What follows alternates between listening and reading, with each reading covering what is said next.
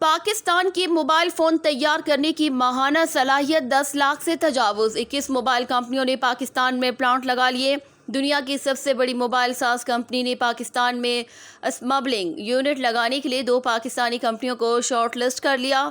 تفصیلات کے مطابق دنیا کی سب سے بڑی اسمارٹ فون ساز کمپنی سیمسنگ نے گزشتہ دنوں پاکستان میں موبائل اسمبلنگ یونٹ قائم کرنے کا اعلان کیا تھا، جبکہ اب کمپنی نے 2 پاکستانی کمپنیوں کے ساتھ جوائنٹ وینچر کے لیے انہیں شارٹ لسٹ کر لیا ہے۔ دونوں کمپنیاں سیمسنگ اور ابراہیم سنس کے ساتھ جوائنٹ وینچر کریں گی۔ پاکستان کی موبائل فون تیار کرنے کی ماہانہ صلاحیت 10 لاکھ سے تجاوز کر گئی۔ واضح رہے کہ حکومت کی جانب سے ملک میں موبائل ڈیوائسز بنانے کے حوالے سے گزشتہ برس نئی پالیسی متعارف کروائی گئی تھی، جس کے ثمرات اب آنا شروع ہو گئے۔ دنیا کی سب سے بڑی اسمارٹ فون ساز کمپنی سیمسنگ نے پاکستان میں مینوفیکچرنگ پلانٹ لگانے کا اعلان کر دیا ہے۔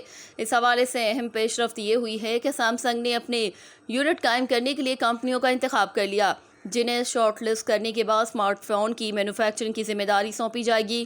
ذرائع کا کہنا تھا کہ 3 پارٹیوں میں سے ایک کے پاس کوریا کی فرنچائز ہے، جس نے آٹو ڈیولپمنٹ پالیسی ADP 21/2016 کے تحت پاکستان میں گاڑیوں کے اسمبلنگ کے پلانٹس قائم کر رکھے ہیں۔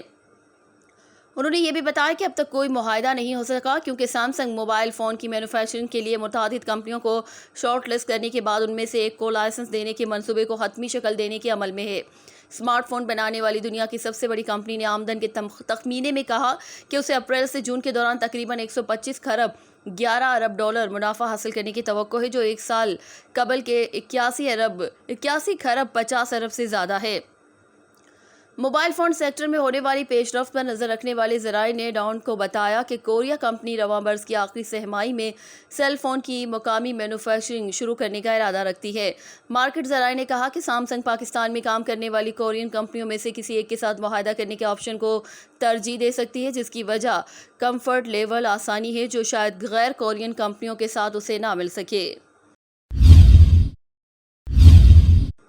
دھرتی نیوز، دھرتی کی ہر خبر سے رکھے باخبر۔